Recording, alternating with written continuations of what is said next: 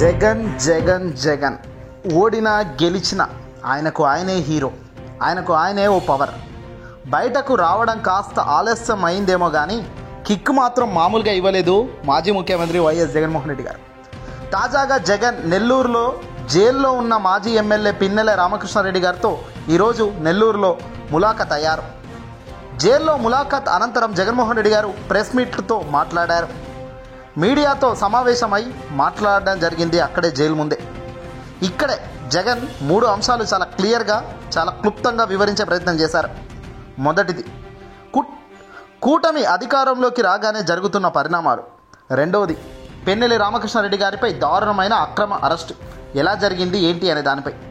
ఇక చివరిది మూడోది, యాక్షన్కు రియాక్షన్ తప్పదు గురు అంటూ జగన్ చెప్పకనే చెప్పాడు. ఇక్కడ మొదటిది, కూటమి అధికారంలోకి రాగానే జరుగుతున్న పరిణామాలు అందరూ గమనిస్తూనే ఉన్నాం. చంద్రబాబు నాయుడు కూడా అనుకోలేదేమో జగన్ ఓడిపోయి నేను గెలుస్తానని. కానీ కాలం ఎప్పుడు ఎలా తిప్పుతుందో తెలియదు కదా. అనుకోని పరిస్థితుల్లో కూటమి బ్రహ్మాండమైన విజయం వచ్చేసింది. సరే, ఏం చేశారన్నది దేవుడికి తెలుసు, కానీ గెలిచారు. గెలిచిన అనంతరం కూటమి నేతలు ఒక్కొక్కరిని, వైసీపీ కార్యకర్తలను బయటికి లాక్కొచ్చి కొడుతున్న దృశ్యాలు మన కంట పడ్డాయి. ఇంత దారుణమా, ఇంత ఘోరమా అని అందరూ ఇంట్లల్లో కూర్చొని అనుకోవడమే తప్ప మరొకటి చేసింది లేదు. ఏకంగా వైఎస్ రాజశేఖర రెడ్డి గారి విగ్రహాలకు ధ్వంసం చేయడం అయితేనేమి, మంటలు పెట్టడం అయితేనేమి, వైసీపీకి సంబంధించిన నాయకులు ఓటు వేయలేదు అని తెలుసుకొని ఆ వ్యక్తులను టార్చర్ పెట్టడం, బయటకు తీసుకొచ్చి వాళ్ళపై ఇబ్బందులకు గురి చేయడం, ఇలాంటి కార్యక్రమాలకు కూటమి అధినేతలు చాలా ప్రోత్సహించారు. టీడీపీకి సంబంధించిన లీడర్లు రెచ్చిపోయారు. ఎంత రెచ్చిపోయినా, ఎంత ఏం చేసినా అల్టిమేట్గా అధికారం పార్టీకి సంబంధించిన వ్యక్తులు కూటమిలో అధికారం ఉంది కాబట్టి మేము ఏదైనా చేస్తే సాధ్యమే అనే సందేహాలు చెప్పకనే చెప్పారు, ఇవ్వకనే ఇచ్చారు. ఇక రెండోది, పిన్నెల్లి రామకృష్ణారెడ్డి గారి అరెస్ట్. మాజీ ఎమ్మెల్యేగా ఉన్న పిన్నెల్లి రామకృష్ణారెడ్డి గారు ఈవీఎం ధ్వంసం చేయడం ద్వారా అరెస్టు కాలేదట. ఎస్, ఈ విషయం మాజీ ముఖ్యమంత్రి జగన్ వచ్చి ప్రెస్ మీట్ పెట్టి చెప్పేదాకా తెలియకపోవడం నిజంగా బాధాకరం. కూటమికి సంబంధించిన చంద్రబాబు నాయుడు గారు అధికారంలో ఉన్నారు కాబట్టి ఈవీఎం ధ్వంసం చేశాడు కాబట్టి ఈయన్ను అరెస్ట్ చేశారని ఇప్పటికీ చాలామంది అనుకుంటున్నారు. కానీ పిన్నెల రామకృష్ణారెడ్డి గారు ఈవీఎం బద్దలు కొట్టిన దానికి ఆల్రెడీ హైకోర్టు బెయిల్ ఇచ్చిందట. కానీ ఇప్పుడు రామకృష్ణారెడ్డి గారిని అరెస్ట్ చేసింది ఆ కేసు మీద కాదు, మరో కేసు మీద.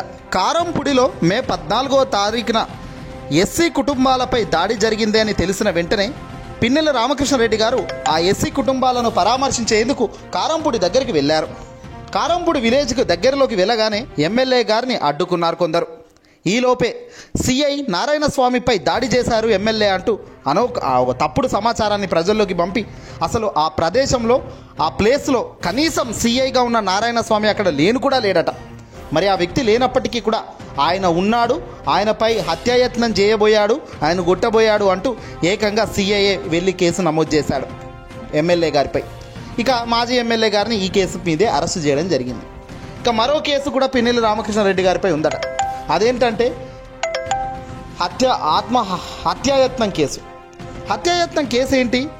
ఏకంగా మే 13 జూన్ ఎన్నికల రోజున ఈవీఎం బద్దలు కొట్టినప్పుడు ఆయన బద్దలు కొట్టిన తీరు, అసలు ఎందుకు బద్దలు కొట్టాల్సిన పరిస్థితి వచ్చింది అనేది జగన్ ఇక్కడ వివరించే ప్రయత్నం చేశారు. తప్పు జరిగింది, పూర్తిగా అక్కడున్న ఎలక్షన్కి సంబంధించిన అధికారులు కానీ ఎస్పీ కానీ ఫోన్ కూడా లేపే పరిస్థితి లేదని, వాళ్ళు ఎంత ఫోన్ చేసినా లేపకపోగా రిగ్గింగ్కు పాల్పడుతున్న తెలుగుదేశం పార్టీ అరాచకాలు ఆ పోలింగ్ బూత్లో గమనించిన ఎమ్మెల్యే ఆయనకు సమాచారం అందిన తర్వాతే అది అలా ఎందుకు చేస్తున్నారు అని అడిగే ప్రయత్నం చేసే క్రమంలో కూడా అక్కడ కనీసం పోలీసులు కూడా ఒక్కరు కూడా సరిగ్గా సహకరించని పరిస్థితి. ఇవన్నీ చూసాకే ఆయన ఆ ఈవీఎం బద్దలు కొట్టారు. అక్కడ అన్యాయం జరిగింది, దారుణం జరిగింది, ఆ ఓట్లకు ఒక వాల్యూయే లేదు కాబట్టి ఆ ఈవీఎం బలగొట్టారు. దాని మీద కూడా హత్యాయత్నం కేసు పెట్టారట. ఇది పిన్నెల్లి రామకృష్ణారెడ్డి గారిపై పెట్టిన అక్రమ అరెస్టులని జగన్ చెప్పుకొచ్చారు. ఇక జగన్ మూడో దానికి విషయానికి వస్తే, ఖచ్చితంగా జగన్ చెప్పింది ఈ ప్రెస్ మీట్లో ఏంటంటే యాక్షన్కు రియాక్షన్ తప్పగా ఉంటుంది. ఈరోజు మీరు అధికారం ఉందని రెచ్చిపోతున్నారేమో, కానీ అధికారం కలకాలం ఎల్లప్పుడూ ఉండదు.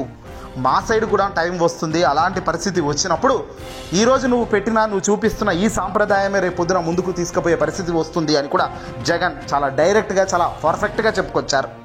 యాక్షన్కు రియాక్షన్కు చాలా తేడా ఉంటుందని, ఇమీడియట్గా తక్షణమే ఈ దందాలు, ఈ దాడులు ఆపగలిగితే బాగుంటుందని, లేదంటే బాగోదండి అని కూడా చంద్రబాబుకు డైరెక్ట్గా సూటిగా చెప్పడం జరిగింది. అన్యాయంగా చూసి చూడనట్టుగా చాలా రోజులు ఓపిక పట్టామని, నెల రోజుల తర్వాతే ఈరోజు జగన్ మీడియా ముందుకు వచ్చి గట్టిగా మాట్లాడడం జరిగింది.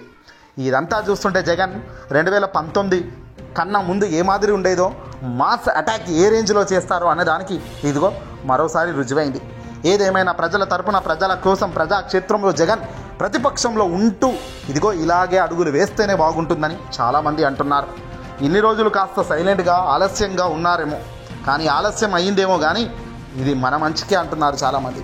ఏదేమైనా కాలం గడిచే కొద్దీ తీవ్రత మరింత పెరుగుతుందని, ఊరుకునే పరిస్థితి అస్సలు ఉండదు. ఇది హెచ్చరిక, కోరడం లేదు, మిమ్మల్ని అడగడం లేదు, రిక్వెస్ట్ చేయడం లేదు, ఇక హెచ్చరిక చేస్తున్నా. ఇంకో ఇది రిపీట్ అయితే మాత్రం మామూలుగా ఉండదు, యాక్షన్కు కాసుకోండి, రియాక్షన్ ఉంటుంది అన్నట్టుగా జగన్ చెప్పుకొచ్చారు.